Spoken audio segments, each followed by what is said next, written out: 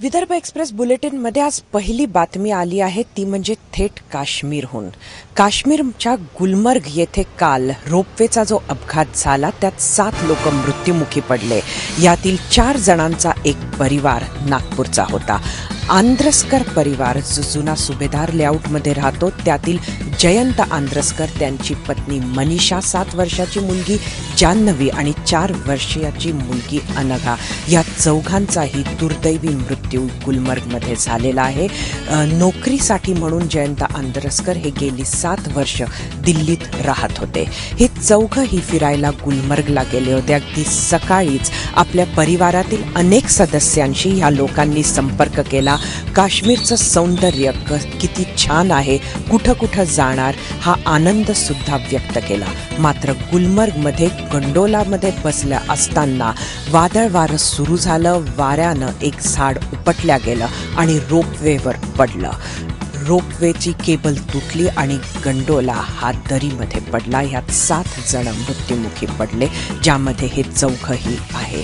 अगदी अवघ्या अर्ध्या तास आधी जयंत आंद्रस्कर यांनी आपल्या फेसबुकला अपडेट केलं होतं. फीलिंग पीसफुल असं त्यांनी लिहिलं होतं. मात्र ही शांतता कायमची असं त्यावेळेला कोणालाच वाटलं नाही.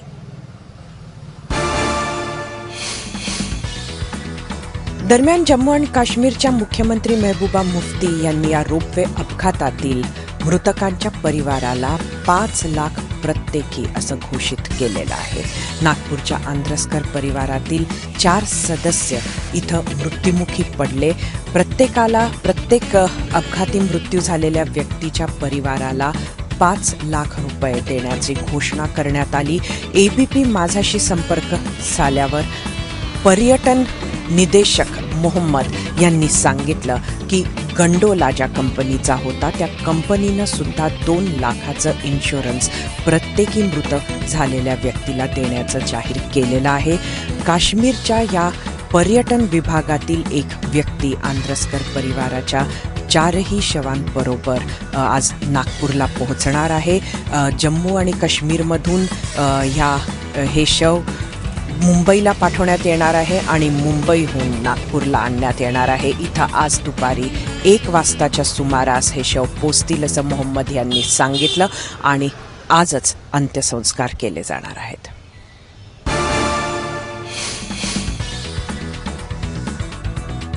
काल नागपुरामध्ये मुख्यमंत्र्यांनी कर्जमाफी केल्यानंतर त्यांचं भाजपा कार्यकर्त्यांकडून जोरदार स्वागत करण्यात आलं. नागपूरच्या विमानतळावर मुख्यमंत्री पोहोचले आणि भाजपाचे कार्यकर्ते हे मोठ्या संख्येत तिथं हजर होते. अनेक आमदार सुद्धा होते आणि त्यांनी हार तुरे घेऊन मुख्यमंत्र्यांचं जोरदार स्वागत केलं. नारेबाजी झाली. मुख्यमंत्र्यांबरोबर यावेळेला केंद्रीय मंत्री नितीन गडकरी सुद्धा होते. त्यांचं सुद्धा अभिनंदन यावेळी कार्यकर्त्यांनी केलं. दरम्यान वेगवेगळ्या कार्यक्रमांमध्ये मुख्यमंत्री दिवसभर होते. त्यातील एका कार्यक्रमात बोलताना मुख्यमंत्र्यांनी सांगितलं की कर्जमाफी जरी शेतकऱ्यांना आत्ता मिळणार असली तरी आंध्र प्रदेश शासनाच्या धर्तीवर बँकांशी चर्चा सुरू आहे. बँकांनी कर्जमाफी ही लगेचच शेतकऱ्यांना द्यावी, मात्र शासनाला 3 ते 4 वर्षाचा काळ दिल्या जाऊ शकतो का याची चर्चा बँकांबरोबर सुरू आहे. काल नागपूर जिल्ह्यातील देवलापारच्या पलीकडे सावंगी गावाच्या एका शेतात 3 शेतकऱ्यांचे मृतदेह सापडले आणि खळबळ माजली होती. मात्र हे मृत्यू संशयास्पद वाटत असले तरीही आजूबाजूचा परिसर पाहिल्यानंतर पोलीस या निष्कर्षाला पोहोचले आहे की वीज पडल्यामुळे या तिघांचा मृत्यू झाला. शनिवारी पेरणीच्या कामासाठी म्हणून हे तिघही शेतकरी आपापल्या शेतात गेले होते. नंतर संध्याकाळी पाऊस सुरू झाला. वादळ वारं आणि विजा कडाडू लागल्या. त्यावेळेला या तिघांनाही एका कडुलिंबाच्या झाडाकडे धाव घेतली असेल असं पोलिसांचं म्हणणं आहे. वीज पडल्यामुळे कडुलिंबाचं झाड सुद्धा जळून खाक झालं होतं आणि तिघांचेही मृतदेह तिथेच पडलेले होते.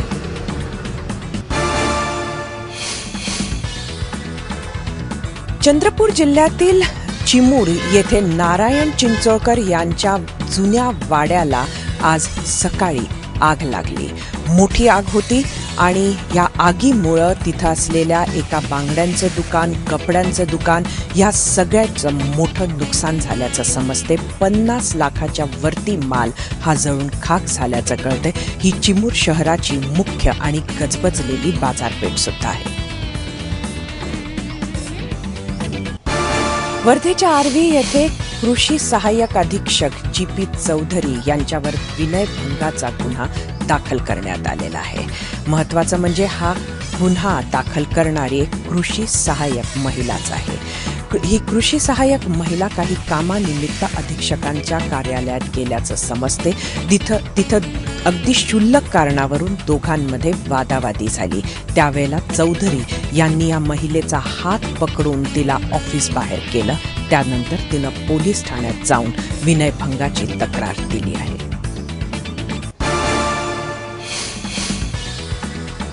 वाशिम जिल्ह्याच्या रिसोड मतदारसंघाचे काँग्रेसचे आमदार अमित झनक यांचा काल अपघात झाला.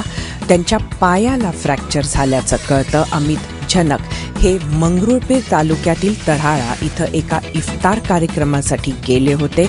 वापस येताना त्यांच्या गाडीचं चाक हे रेतीवरून घसरलं आणि त्यामध्ये झालेल्या अपघातात त्यांना आणि त्याचबरोबर इतर 4 जणांना सुद्धा इजा झाली. अमित झनक यांना फ्रॅक्चर झाल्याचं समजतं, तर इतर 4 जणांना सुद्धा किरकोळ जखमा आहे. या सर्वांवर सध्या रुग्णालयात उपचार सुरू आहेत. चंद्रपूर जिल्ह्याच्या ब्रह्मपुरी भागामध्ये वाघिणीला मारण्यासाठी म्हणून शार्प शूटर्सच्या 2 टीम्स उतरवण्यात तर आल्या आहेत. मात्र अजून तरी वाघिणीला जेरबंद करण्यात किंवा तिला मारण्यात या टीम्सला यश आलेलं नाहीये. शुक्रवारी लोक अत्यंत आक्रमक झाले, आंदोलनही झाले आणि ह्या हल्लेखोर वाघिणीला मारण्यात यावं हा लोकांचा अट्टाहास, त्यांचा आक्रमकता लक्षात घेतल्यानंतर वन खात्यानं शूट ॲट साईटच्या ऑर्डर्स काढल्या. 2 टीम्स, एक पद्मपूर आणि एक बल्लारपूरच्या भागामध्ये पाठवण्यात आली. मात्र अजूनही या टीम्सला यश आलेलं नाहीये. दरम्यान ह्या टीम्स वाघिणीचा शोध घेत असताना वाघिणीचा मुकाबला मात्र 2दा गावकऱ्यांशी झालेला आहे. या वाघिणीनं 2 लोकांना मृत्युमुखी पाडला आहे, 4 लोकांना जखमी केलं आहे, तर 2 हल्ले तिचे फेटाळून लावण्यात आले. 22 जनावरांना सुद्धा ह्याच वाघिणीनं मारलं असल्यामुळे गावकऱ्यांमध्ये तिच्या विरोधात भरपूर रोष दिसतो. व्हॉट्सॲप आणि फेसबुकवरून होणाऱ्या गुन्ह्यांबद्दल तर आपण ऐकतच असतो. मात्र गोंदियामध्ये अगदी वेगळं चित्र बघायला मिळालं. गोंदिया मंथन व्हॉट्सॲप ग्रुप नावाच्या एका व्हॉट्सॲप ग्रुपनं गोंदियाचा कसा विकास करता येईल, गोंदियाला कसं पुढं नेता येईल यासाठी म्हणूनच मंथन करण्याचं ठरवलेलं आहे. अभय गौतम नावाच्या अगदी 18 वर्षाच्या तरुणानं हा ग्रुप स्थापन केला होता. त्यावेळेला ह्यात फक्त 15 सदस्य होते. आता ह्या ग्रुपमध्ये 250च्या वरती सदस्य आहेत. काल ह्या सदस्यांना एक छोटेखानी बैठक घेतली, खास गोंदियामध्ये पुढे विकास कसा व्हावा यावर विचार करण्यासाठी.